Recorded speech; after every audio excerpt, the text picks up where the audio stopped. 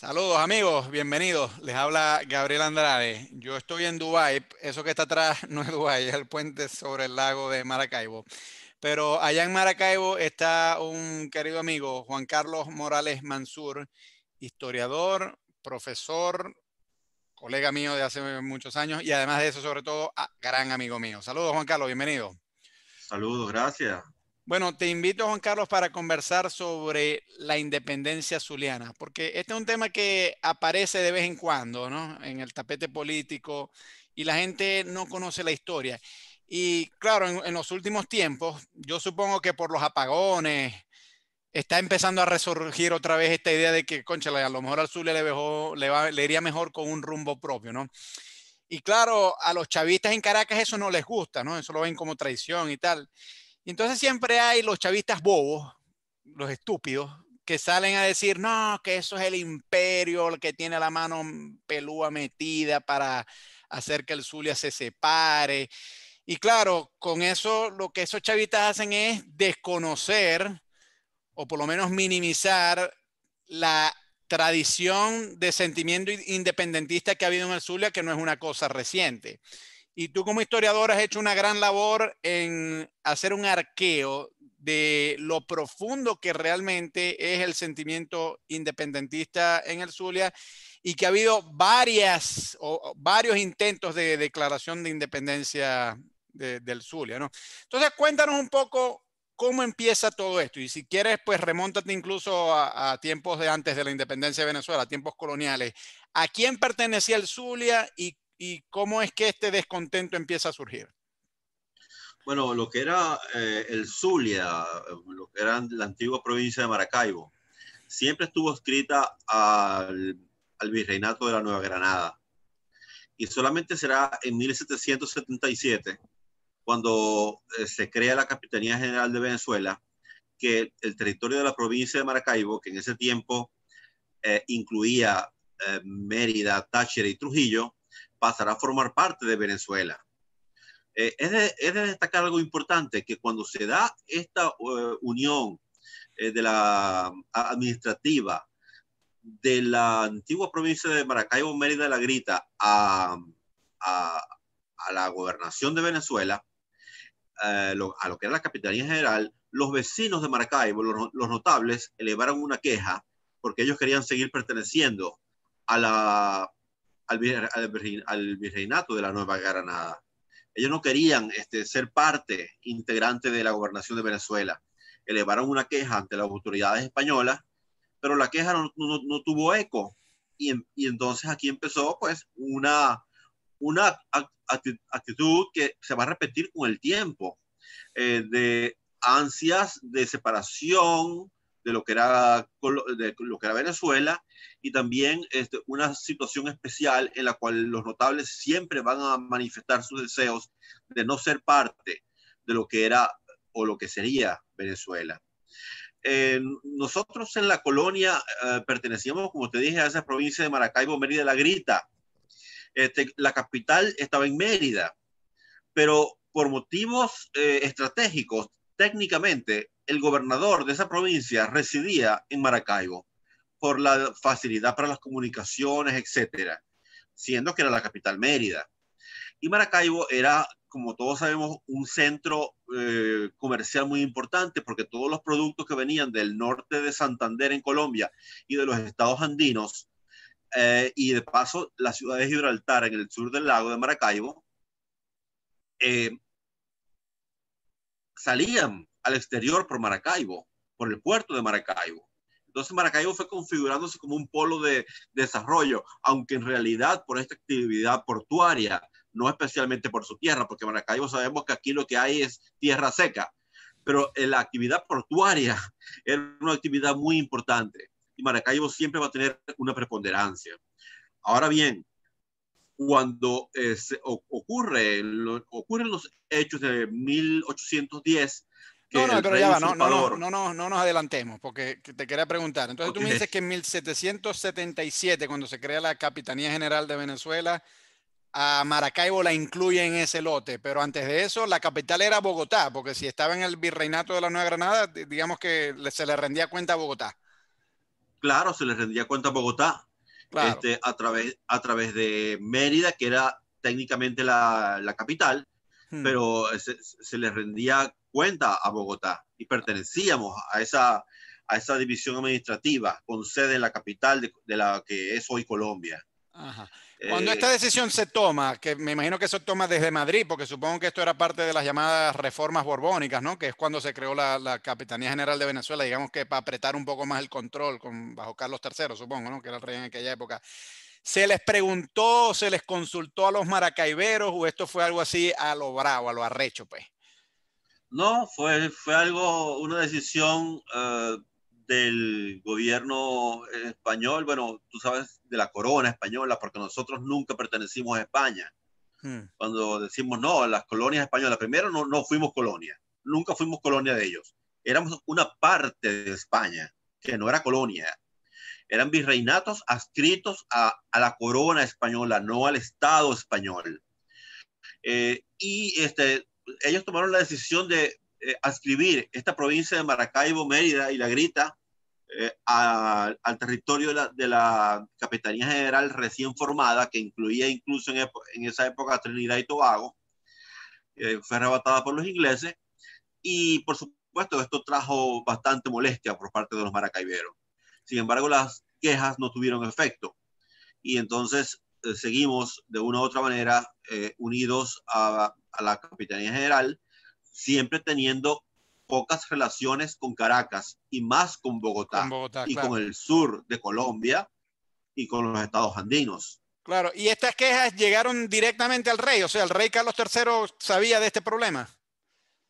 Claro que sí, el rey lo sabía porque como dependencias adscritas a la corona, España gobernaba estas tierras a través del Consejo de Indias y todas las quejas llegaban al Consejo de Indias, de ahí al rey y el rey era quien decidía sobre cualquier aspecto que ocurriera en sus dominios españoles. Nosotros no fuimos una colonia como los Estados Unidos anteriores con respecto a Inglaterra.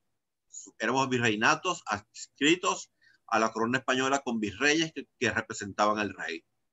Claro.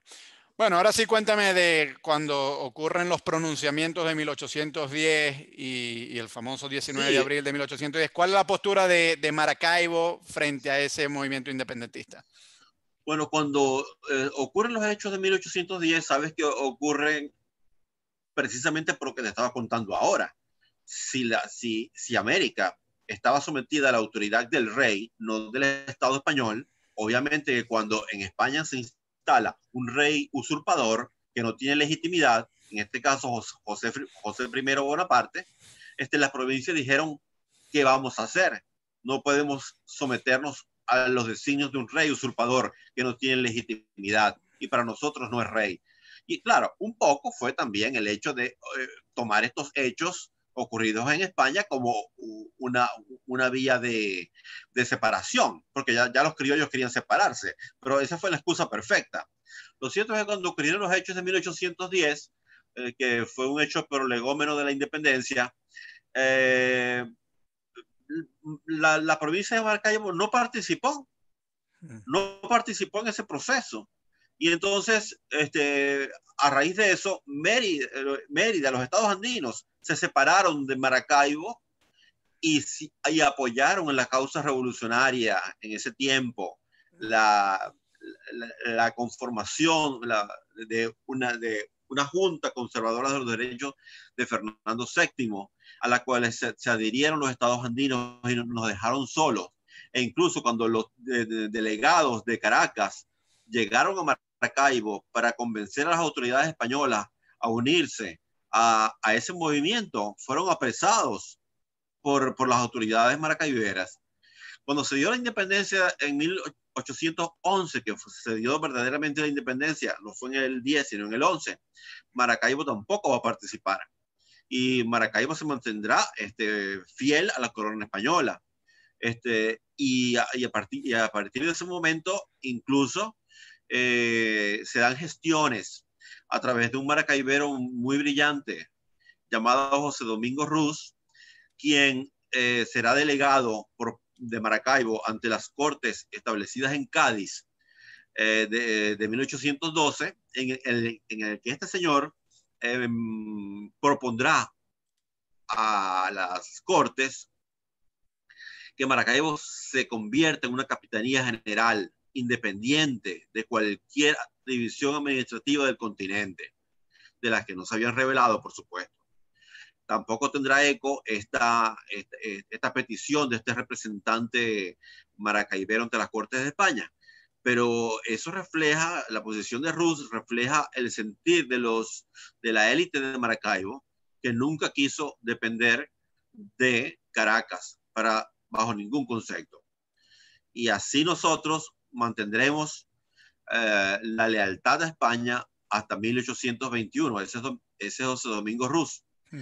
Mantendremos esa adhesión a España hasta 1821, que se dieron durante ese tiempo de 1810 a 1821, se dieron algunos movimientos contra el poderío español. Sí se dieron, claro, se dieron conspiraciones, algunas revueltas, todas fueron sofocadas por los españoles, los realistas aquí, e incluso en algunas revueltas, en casi todas, participó un personaje que lamentablemente la historia ha olvidado, pero que para mí tiene una dimensión de prócer más alta que Urdaneta en el Zulia, que fue Juan Evangelista González y Aguiar. Este era un señor, un patricio, un noble de Maracaibo, que tenía mucho dinero y comprometió toda su fortuna y todos sus esfuerzos en participar en cuanta revuelta había contra el dominio realista en Maracaibo. Y evidentemente él estuvo en todas estas revueltas que se dieron. Pero con la idea de unirse al resto de Venezuela. Con la idea de unirnos a Venezuela, por supuesto, de participar en el proceso independentista. Pero digamos que era un independentista respecto a España, pero no respecto a Venezuela. Exactamente, pero ha sido un prócer olvidado, claro, del Zulia, que nadie lo nombra. Y es una pena. Pero de todas maneras, siempre hubo la necesidad, el deseo de vivir los zulianos, los maracaiberos, o lo que era la provincia de Maracaibo, bajo una serie de pautas de reconocimiento a sus peculiaridades, a su idiosincrasia, a su forma de vida, que se va a manifestar de muchas maneras. Cuando en 1821 se produce el llamado pronunciamiento de Maracaibo, el 28 de enero, que pronto vamos a cumplir, fíjate que se dio una declaración de independencia y es la única declaración de independencia de América entera en el cual ellos establecen en el documento respectivo que Maracaibo se constituye en república independiente y democrática. Es la única declaración de independencia que utiliza la palabra democrática, algo totalmente inusual. Y sí fue la declaración del 28 de enero una declaración de independencia, claro, con la subsiguiente, en el mismo documento, incorporación a los pueblos libres de Venezuela y de América que habían hecho su proceso contra el poderío español. Claro, entonces lo que buscaba era una declaración de independencia respecto a España, pero inmediatamente incorporándose a la Gran Colombia. A la Gran Colombia, a la República de la Gran Colombia. Bueno, pero fíjate que es interesante porque en esta declaración de 1821 sí hay una independencia respecto a España, pero se insiste en que la capital ahora sea Bogotá, no Caracas. Exactamente. O sea, que volvamos a la petición original de estar en el virreinato de Nueva Granada, no gobernado desde Caracas, sino desde Bogotá, que era lo que desde un principio los maracaiberos querían, ¿no? Exactamente. Había un deseo de mantener los fueros, los privilegios, la dinámica comercial y todo lo que significaba el sentir de la región, una región que en realidad tenía poco que ver con Venezuela. siempre tuvo que ver, incluso después de la adscripción como parte integrante de la Capitanía General de Venezuela, tampoco tenía relaciones con el resto de Venezuela. Sus relaciones eran con Colombia, con los estados andinos, con Bogotá, con Santander, especialmente los productos de Santander, todos desembocaban en el lago de Maracaibo, en el puerto. Las relaciones eran mucho más estrechas. La relación con Caracas era una relación marginal, si se quiere hablar, ¿no? Y entonces vamos a ver algo que es muy importante, es muy significativo, que es siempre ese mantener los fueros. Y ponte a ver tú, ¿para qué los notables maracaiberos iban a hacer un pronunciamiento de independencia y unirse a la Gran Colombia? O sea, ¿por qué lo harían? ¿Pudo el Cabildo reunido simplemente manifestar su adhesión a la Gran Colombia? No lo hicieron. Se declararon primero independientes e inmediatamente se unieron a los pueblos de la Gran Colombia. Claro. Es algo significativo. Claro, claro. Antes de Y que siga, Juan, quiero que me regrese un momentico a Rus, porque a mí me parece fascinante, porque siempre se nos hablan de las Cortes de Cádiz, ¿no? Como una cosa muy ajena, pero la gente no sabe que allí hubo muchos americanos. Y claro, saber que no solamente americanos, sino que hubo un maracaibero y que este maracaibero estaba ya proponiendo una capitanía general que, claro, se mantuviera bajo la corona, ¿no? Porque las Cortes de Cádiz se mantendrían como una monarquía constitucional, pero sería una república, no, una capitanía general separada de la de Venezuela y separada también del virreinato de Nueva Granada. Cuéntame un poco cómo él hizo esa solicitud y cuánto caso le hicieron. Porque bueno, siempre hay la queja de que a los diputados americanos en Cádiz no los trataron bien, de que los tenían como de segunda, ¿no? Es por lo menos la historia que siempre nos han contado y que eso revela siempre cierto racismo por parte de los españoles. Bueno, a lo mejor hasta verdad era, yo no digo que no. Pero cuéntanos un poco cómo eso, cómo fue la recepción de las Cortes de Cádiz ante la propuesta de Rus de conformar esta nueva bueno, Capitanía General. José Domingo Ross no era ningún improvisado, era un hombre sumamente culto y él incluso escribió un texto que es un texto fundamental para comprender a Maracaibo a principios del siglo XIX, que se llamó Maracaibo representado en todos sus ramos. Es un libro de José Domingo Rus significativo donde describe la provincia de Maracaibo, todas sus potencialidades, todos sus recursos, todas sus posibilidades económicas, sociales, culturales, que lo hacían proclive a establecer una capitanía general apartada del resto de Colombia o de Venezuela. Y que si sus ideas se hubieran puesto en evidencia, hubieran sido aceptadas por los españoles, por el rey, hubiera sido muy distinto.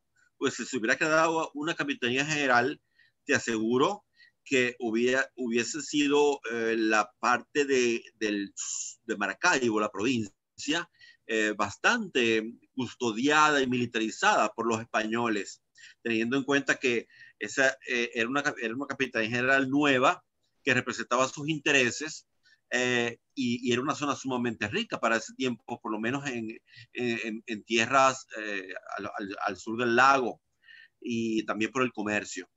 Entonces, en España, bueno, sabemos que las Cortes de Cádiz tuvieron un éxito relativo, sabemos cuál era el talante no democrático de Fernando VII y sabemos que los diputados americanos tal vez no fueron maltratados, sino fueron ignorados, que es una forma de maltrato en realidad. Lamentablemente no se tomaron en cuenta muchos aspectos. Hubiera sido positivo, nos preguntamos, que nos hubiéramos convertido en capitanía. Yo pienso que sí hubiera sido positivo desde el punto de vista de lo económico. Y aparte de eso, quizás nuestra independencia y nuestra eventual unión a cualquier parte de América hubiera sido mucho más tarde. Hubiera sido como la de Cuba o Puerto Rico. Cuba, exactamente, o la de, bueno, o de otras partes de lo que quedaba del Imperio Español. Entonces, ese libro es fundamental leerlo y comprenderlo. para que nosotros veamos pues cómo estaba el Zulia en esa época, lo que es la provincia de Maracaibo, lo que es ahora el Zulia y todas sus potencialidades, cómo él las describe con meridiana claridad. Claro. Bueno, cuéntame ahora, ya una vez que se declara la independencia en 1821 respecto a España y se anexa, digamos, a la Gran Colombia, ¿cuáles son los nuevos intentos ya en la historia republicana de Venezuela de independencia del Zulia? Bueno, en ese tiempo, cuando se produce la Cociata y la posterior separación de Venezuela, hubo una efervescencia en lo que era Maracaibo. Y la élite, los miembros de la élite del Cabildo Maracaibero, no estuvieron muy de acuerdo con la separación que los incorporaba definitivamente a la República de Venezuela. Ellos introdujeron sus quejas y por el desagrado que les producía que Venezuela se hubiera separado de Colombia, a los cuales los maracaiberos se sentían más unidos. Esto fue algo muy, muy, muy importante. Y también en el 1835, con la figura de Francisco María Faría, otro de los próceres zulianos que no ha sido lo suficientemente estudiado a pesar de lo valioso que fue este señor, porque la historia en realidad ha hecho discriminaciones negativas. Él participó en la revolución de las reformas a nivel nacional, pero en la parte del Zulia, de Maracaibo. Y por supuesto que lo que se pretendía era crear las condiciones para una unión de los zulianos, de los maracaiberos con Colombia de nuevo, que perteneciéramos a Colombia. Esto no fue una declaración de independencia ni fue un separatismo tal cual, pero sí revela que ellos querían estar bajo la jurisdicción de Colombia y no de Venezuela. Por lo menos eso estaba en las proclamas, en los documentos de Francisco María Faría. Con posterioridad, el Maracaibo, ya incorporada a la República de Venezuela, mantendrá su dinámica económica social muy aparte y muy distante de Venezuela. Y como nosotros sabemos que Venezuela en realidad no existía, en realidad no era un país, digamos, consolidado, sino que el presidente Gómez fue el único que logró consolidarlo como tal, porque antes lo que existían eran caudillos en cada una de las partes de Venezuela, y Venezuela no existía, era un estado fallido. Solamente Gómez acabó con... Sí, es cierto. No, Algo claro, como claro. ahora, pero bueno, sin alusiones. Tranquilo, Como era un hermano, estado fallido... aquí no estamos en la radio, podéis decir lo que quieras. Eso era antes cuando estaba en los radios que yo me tenía que cuidar, pero aquí no, aquí maldito Chávez y dale. Bueno, básicamente Gómez fue el único que acabó con el caudillismo. Sí, Y claro. el acabar con el caudillismo conformó un sentimiento nacional. Claro que antes había iniciado Gómez Blanco, pero en esa época del siglo XIX los caudillos gobernaban las regiones. Y aquí hubo dos caudillos que eran muy, muy particulares, Jorge Sutherland y Venancio Pulgar. Jorge Sutherland Ese Venancio era, Pulgar es el mismo cuyo nombre llevan las parroquias de Maracaibo. claro que sí, Ajá. Venancio Pulgar, que fue un personaje controvertido, a pesar de pertenecer a la élite, era del Partido Liberal, y Jorge Sutherland, a pesar de ser hijo natural de un cónsul británico con una cocinera y de origen oscuro, era conservador, cosas raras de la política, ¿no? Y los dos, en los años 1868 y 69, van a participar en intentos de rebelión contra el poder central venezolano. Y de esas dos, y habrán tres intentos separatistas, uno protagonizado por Sutherland y dos protagonizados por Venancio Pulgar.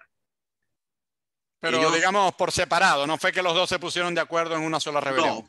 por separado, porque ellos eran inicialmente eran aliados y después fueron enemigos.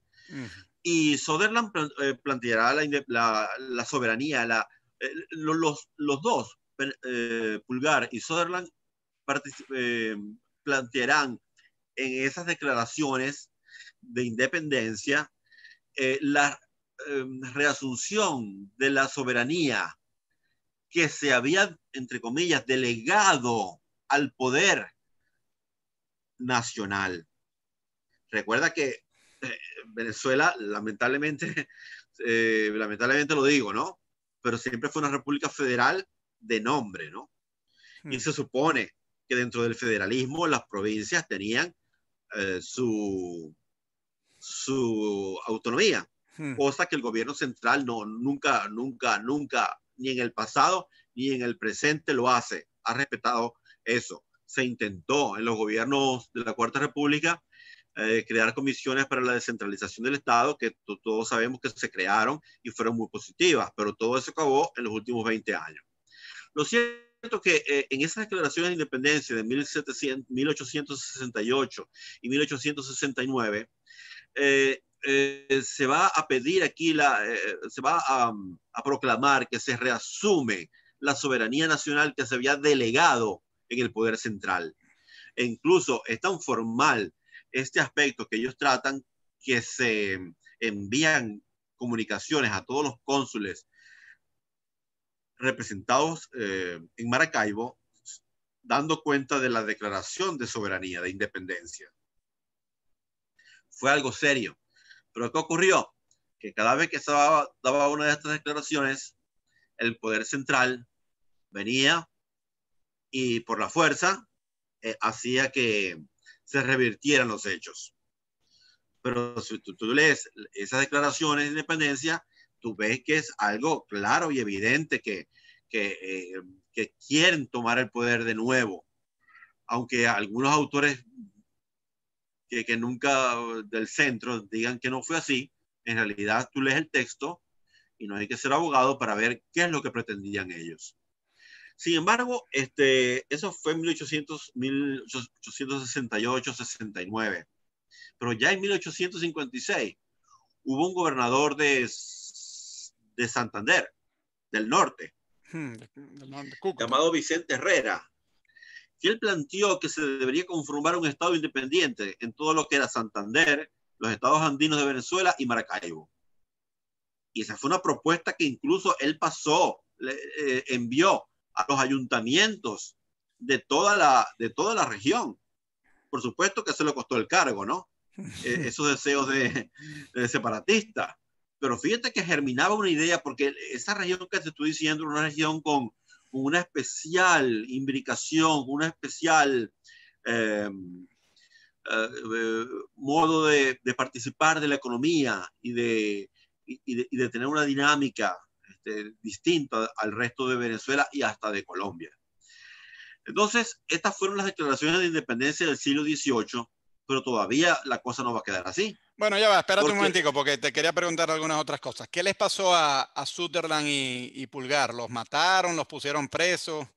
Bueno, Sutherland, básicamente, él se va al exilio, se pelea con el gobierno central venezolano y se va al exilio. Pulgar, que una persona que se mimetizaba mucho más, era como lo que decimos ahora un guabinoso, un traidor. Guabinoso. Él logró poner, hacer política, carrera política, incluso después de salir de la presidencia del Zulia, que antes los gobernadores se llamaban presidentes. Y él hará carrera en Caracas y llegará a ser incluso gobernador del Distrito Federal, del Distrito Capital, a finales del siglo XVIII. Pero ya él no regresa a Maracaibo, básicamente.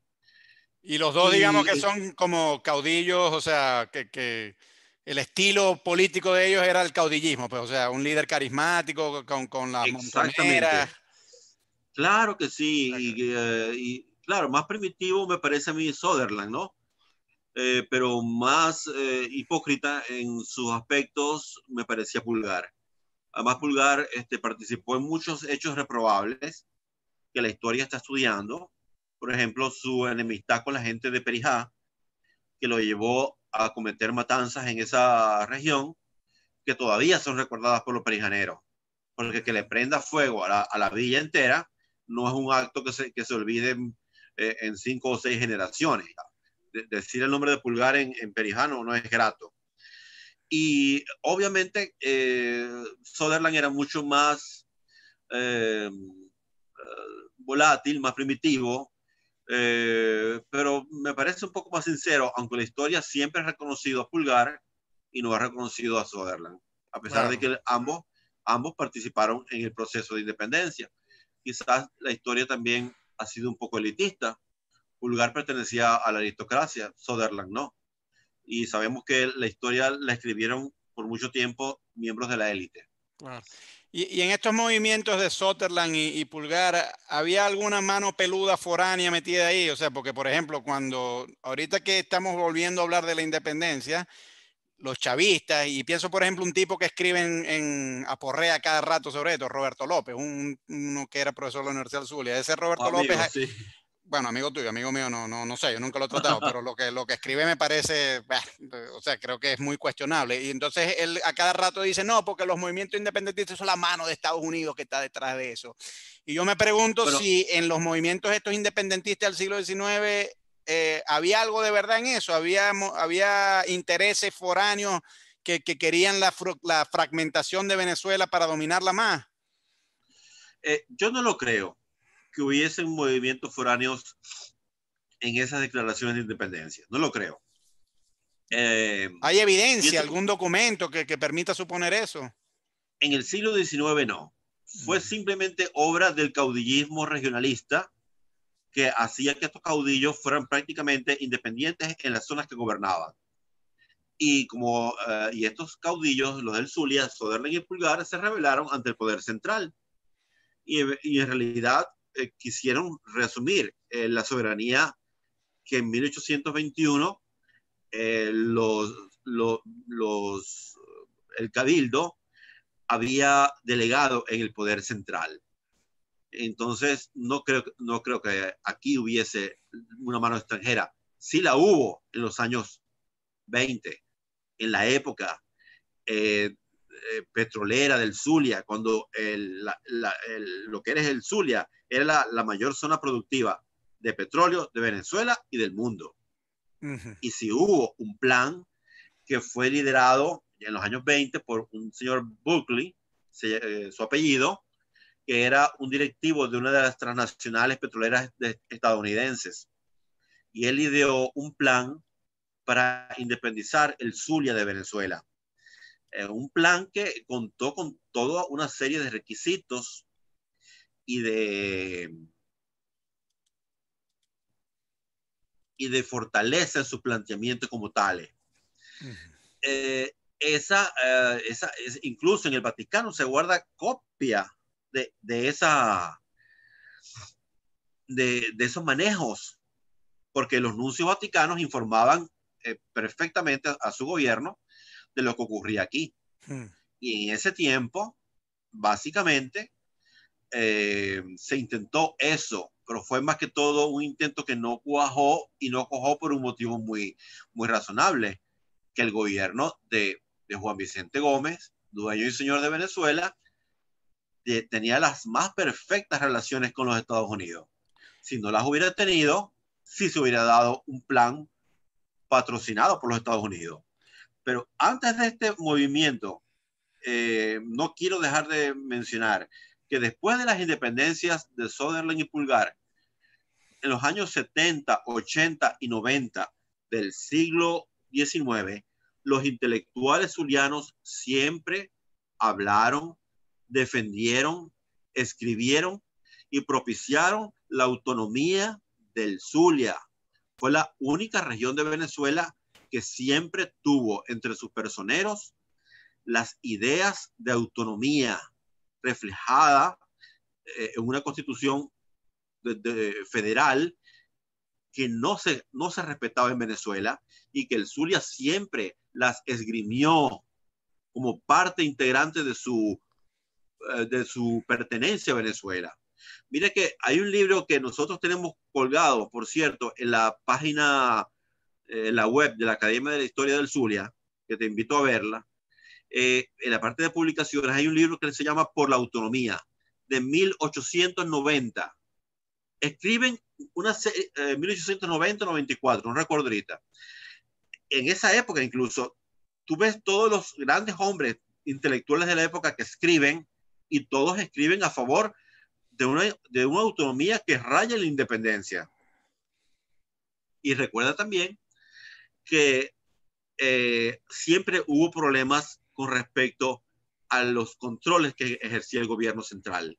A Maracaibo sabemos que el centro, Caracas, la detestaba.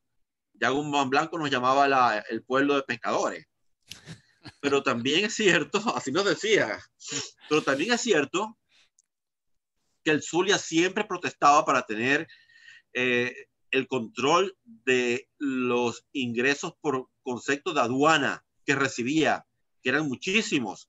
Y Caracas no estaba de acuerdo y le quitaba esa potestad que le pertenecía según la ley federal, pero no lo hacía. Y eso fue una constante protesta que se dio entre las autoridades de Maracaibo y el centro. Mira, en 1894 se sacó unos sellos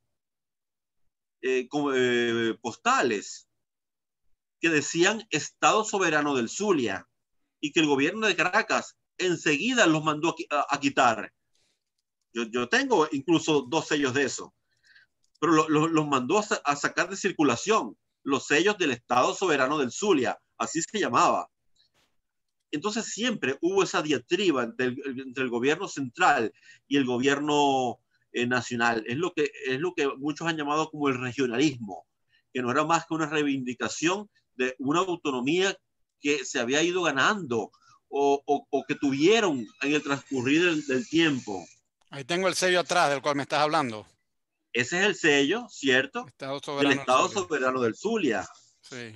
Y por supuesto que es algo significativo. Y fue Ya mandado lo a veo. retirar. Claro. Fue mandado a retirar por las autoridades de Caracas, Claro. porque le pareció un atrevimiento que el De Zulia qué año es sacara este sello? ¿De qué año es? 1894. Ah, o sea, esto ya es todavía la época del caudillismo, o sea, un poquito posterior a lo de Sutherland y Pulgar, pero antes de lo de Buckley.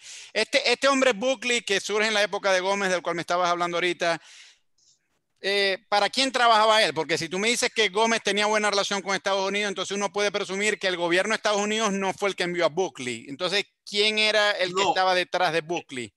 él era un gran directivo de las transnacionales y yo sí pienso, de las transnacionales aquí ubicadas, y yo sí pienso que él trabajaba con cierta anuencia de los Estados Unidos, obviamente.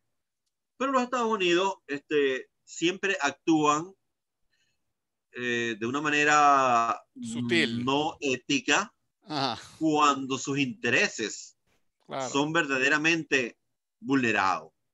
Vamos a ser francos. No, La no, claro. existencia, la existencia de Panamá es una Claro. existencia, eso es un país artificial.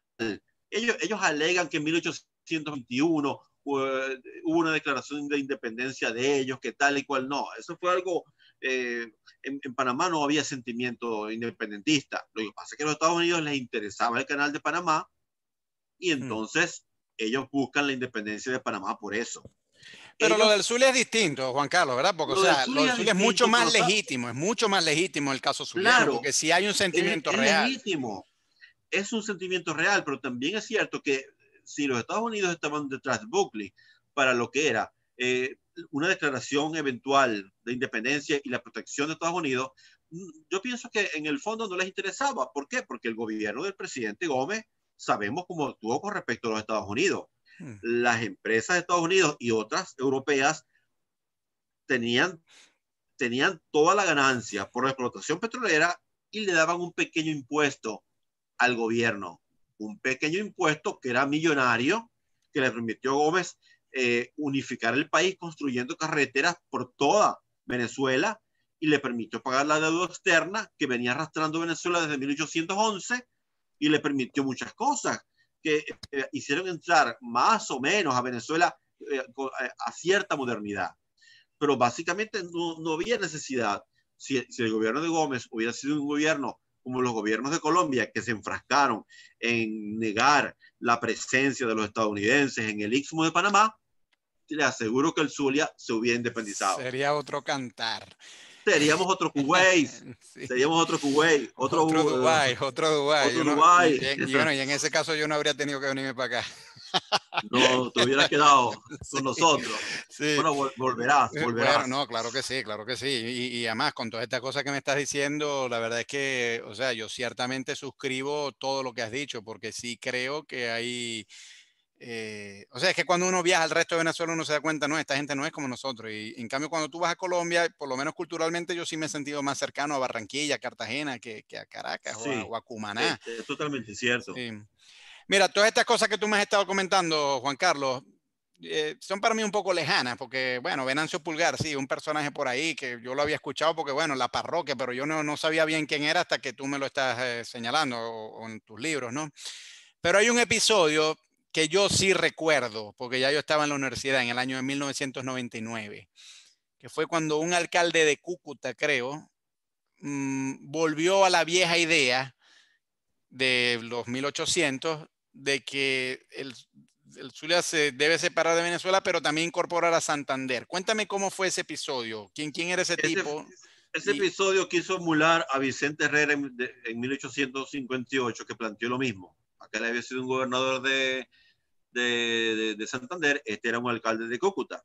Y este alcalde planteó la posibilidad, retomó la idea de Vicente Herrera para conformar una república entre Santander, los estados andinos y el Zulia. Este alcalde recibió todas las críticas del mundo, fue bombardeado por todo el mundo, pero despertó la discusión que se había visto un poco menguada de la independencia. Y evidentemente eso le acarreó muchos problemas políticos a ese alcalde. Lo cierto es que el hecho, claro, ahorita Venezuela está en una condición económica no solo crítica, sino yo pienso que infrahumana, ¿no? Que nunca habíamos vivido nosotros en nuestra historia, que sí. yo nunca pensé vivir, por lo menos. Yo hace 20 años o 25 jamás pensé que hubiéramos llegado a esto. Pero si nos retrotraemos a 30 años antes, a 40, a 50, a pesar de que todo el petróleo de aquí se iba para Caracas, porque Caracas es la ciudad más improductiva de Venezuela y es la que recibe más dinero. Eso es cierto, no produce Sí, nada. has dicho una gran verdad. Servicios, pero ni industrias tiene, porque las industrias están en Valencia. Sí. Bueno, entonces el Zulia, si nos retrotraemos a 30 años y nos hubieran preguntado hace 30 años, el Zulia puede convertirse en un estado independiente totalmente. ¿Por qué? Teníamos petróleo, teníamos ganadería, teníamos agricultura, teníamos zona pesquera, teníamos minerales, teníamos todas las condiciones para ser una república. Porque hay países incluso o pequeños vestigios de colonias extranjeras, de países extranjeros, que son pequeñas islas en Oceanía, en las Antillas, etcétera, como Anguila, como Montserrat, como las Islas Cocos, como en Oceanía, como las Islas de Niue, etcétera. Esos países que dependen de gobiernos democráticos como Australia, Inglaterra, etcétera, se les ha puesto en bandeja de plata el decidir si quieren la independencia o no. Y ellos han decidido que no. ¿Por qué? Porque ellos dependen de la metrópoli de la que dependen para poder subsistir. Y como independientes países no podrían subsistir de una manera como lo hacen ahora. En el caso del Zulia no es así. En el caso del Zulia teníamos todo para ser un Estado independiente. Claro. Ahora bien, muchos no es fracturar Venezuela. Yo incluso soy partidario de algo que que bueno, si esto lo escucha algún miembro del partido de gobierno, no le va a gustar. Pero yo soy partidario de que el Zulia reasuma su soberanía hasta tanto se reinstale o se reinstaure la democracia en Venezuela. Claro. Solamente en ese sentido. No hablamos de fracturar a Venezuela, sino que ya estamos en una situación que el poder central no nos garantiza Bueno, pero además, Juan bienestar. Carlos, una cosa, o sea, ¿cuál es el tabú que hay en fragmentar a Venezuela? O sea, ¿cuál es el gran temor de hacer eso? Porque Bueno, si el imperio español quedó fragmentado y nadie está lamentando eso, y hoy se reconoce como una cosa que fue justa, porque el imperio español era despótico, yo no veo el tabú en fragmentar a Venezuela porque el poder venezolano es despótico. O sea, fíjate, la luz, las infraestructuras, o sea, yo lo veo sobre todo con el tema eléctrico. O sea, el tema eléctrico es un descaro, el desprecio que hay al Zulia, mientras que Caracas se chupa toda la electricidad y el Zulia queda oscura. Por mucho menos otros países han declarado independencia. Entonces claro, yo no creo ningún tabú eso de fragmentar Venezuela. Bueno, muchos otros países se han fragmentado en el pasado. La Unión Soviética se fragmentó. Si Cataluña se separa, España se va a fragmentar. Es decir, tantos otros países. claro, Esa ha sido la historia de las secesiones toda la vida. Entonces, la verdad es el, que uno, el que defienda la independencia zuliana, que yo también me cuento entre esos, tiene que asumir eso sin pudor y decir, bueno, sí, fragmentamos a Venezuela, ¿y qué? ¿Cuál es el problema? yo creo que se debe reasumir algún tipo de soberanía mientras tanto pasen estas situaciones lamentables. Pero también es cierto que hay que ver algunos aspectos. Claro, tú sabes que a nivel internacional eh, existe lo que es el reconocimiento o no a los estados que se independizan. Eh, como el mundo está tan interconectado, algunos países se han declarado independientes y nadie los ha reconocido. Entonces, viven en un total aislamiento, que sus Hmm. ciudadanos no pueden viajar a ninguna parte porque no tienen un pasaporte reconocido. Y ese solamente es un pequeño ejemplo de lo que ocurriría. ¿Qué pasa en el mundo actual? Que el mundo actual está muy temeroso. ¿Temeroso de qué?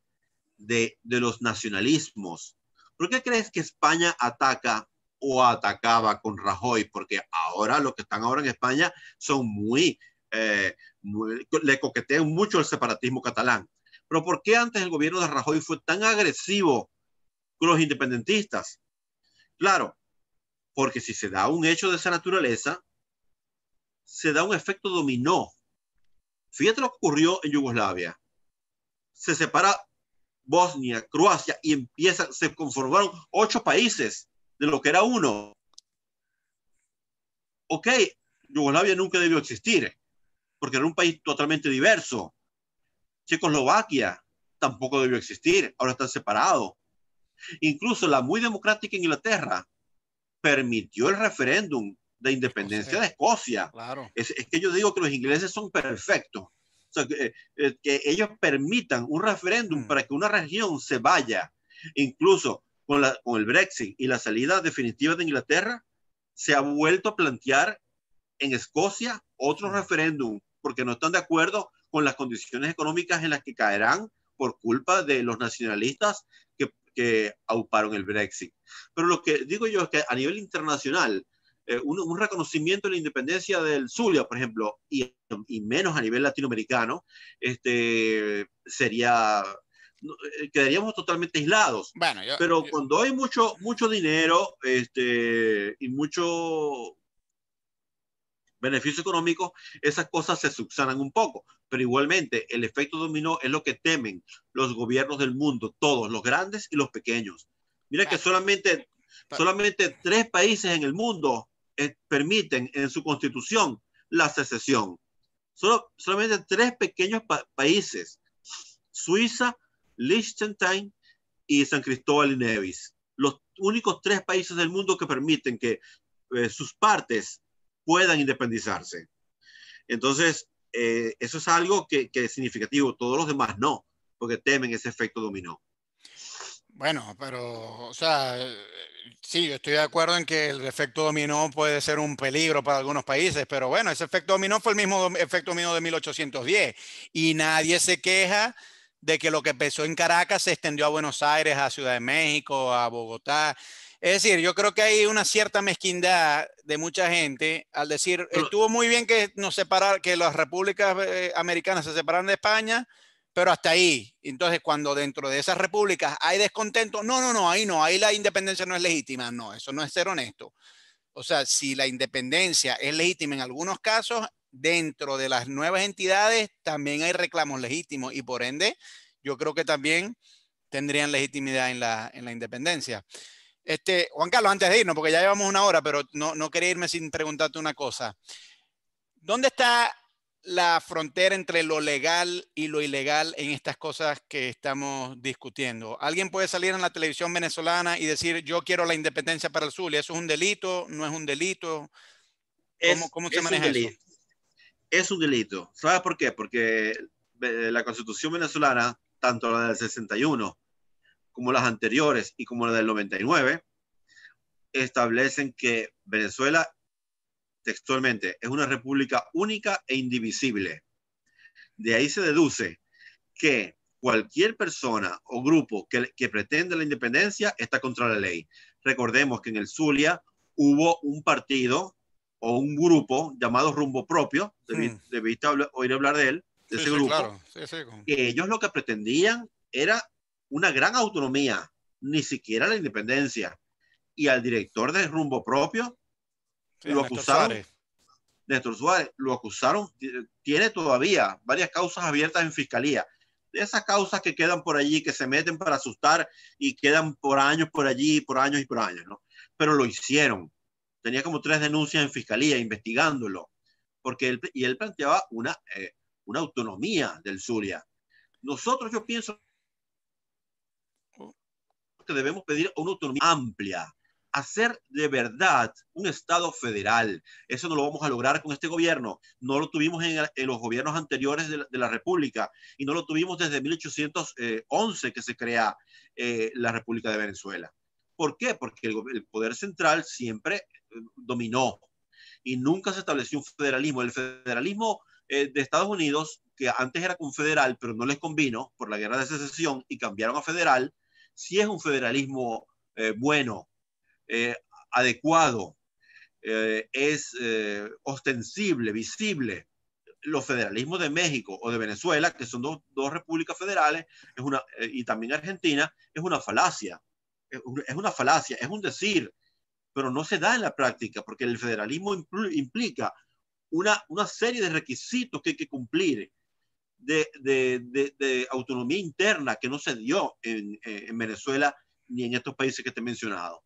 Pero decir directamente que se desea la independencia es un delito, Bueno, porque se está promoviendo bueno. una.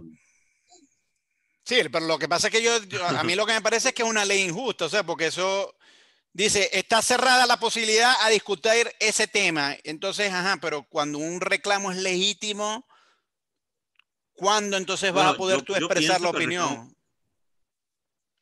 yo pienso, por ejemplo, que el reclamo de Cataluña es legítimo. Ellos quieren su referéndum, pero la Constitución española la prohíbe cualquier tipo de consulta de esa naturaleza. ¿Qué tiene que hacer en España? Cambiar la Constitución o esos artículos para permitir un referéndum. Tampoco creo que lo hagan, aunque te digo que este gobierno de ahora coquetea con los nacionalistas de Cataluña.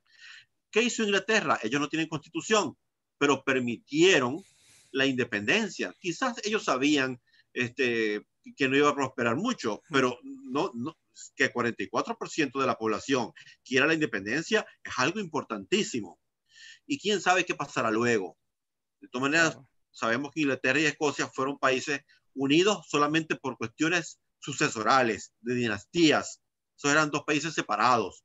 Y para colmo, los ingleses acabaron con la cultura escocesa y ya el escocés ni siquiera se habla por una minoría, casi está olvidado. En Venezuela debemos rescatar el federalismo. Y si no se rescata ese federalismo, tendremos que volver a idear un nuevo pacto de Estado, de nación, porque no podemos seguir viviendo de esta manera. No sé qué va a pasar en la situación política de Venezuela, eh, pero no creo que ahora nadie hable si hubiese otro gobierno o el gobierno propiciara que yo no lo creo, un cambio en su estructura de poder, se pudiera hablar de la refundación del Estado, pero no veo que eso vaya a ser así. Y pienso que el poder está cada vez más centrado en Caracas. Entonces, la ruta legal para la independencia del Zulia tiene que ser un cambio de la constitución venezolana. Ajá.